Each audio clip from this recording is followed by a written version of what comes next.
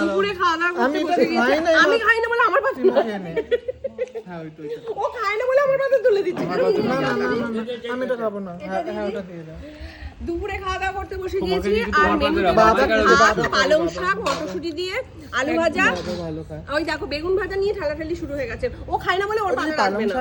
যা একটা একেবারে। একটু দিও। মানে এই সমস্ত ভাই বোনদের সাথে থাকা মানে কি ভালো হয়েছে গো। হ্যাঁ পালং শাক ভালো হয়েছে, সত্যি খুব ভালো। আমি এরকম ভাই বোন থাকলে শত্রুর প্রয়োজন নেই, বুঝছো তো? ব্যাস ক্রেডিট নিয়ে নিল। আমি নুন মিষ্টি না বললাম যে এরকম ভাই বোন থাকলে শত্রুর প্রয়োজন নেই। না কি কথাবার্তা বলছে, শত্রুর প্রয়োজন নেই। ঘরেই শত্রু তো। ঘর শত্রু সব বিভীষণ। পালং শাক না নেব না। পালং শাকটা হেভি হয়েছে। পাগল শাক। ডাল নেই? পাগল ডাল শাক দিয়ে দাও। সেটা বলছে লাল। আমার একটু ডাল না, আমি লাল।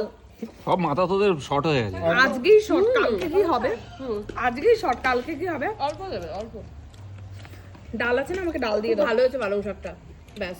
আর সেটা কিন্তু ক্রেডিট নিয়ে নিল। আমি নুন মিষ্টি দেখে দিয়েছি, এর জন্য এত ভালো হয়েছে। রাঁধুনির কোনো ক্রেডিট নেই, সব ক্রেডিট সেটা। টেস্টারদেরও টেস্ট করে দেখতে হয়। তাই নাকি? তাহলে কাল থেকে তুই রান্নাটা করবি। হ্যাঁ।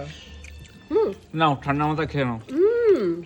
আর তোমার কাছে কত বড় বড় দুটো বেগুন। গায়ে তো ফুলবে। ওই ডাল এসে গেছে, নাও। এটা হচ্ছে শুক্তো ডাল, মানে করলা দিয়ে। তা চলো বন্ধুরা, খাওয়া দাওয়াটা শেষ করি, না হলে আমাদের এই সমস্ত চলতেই থাকবে।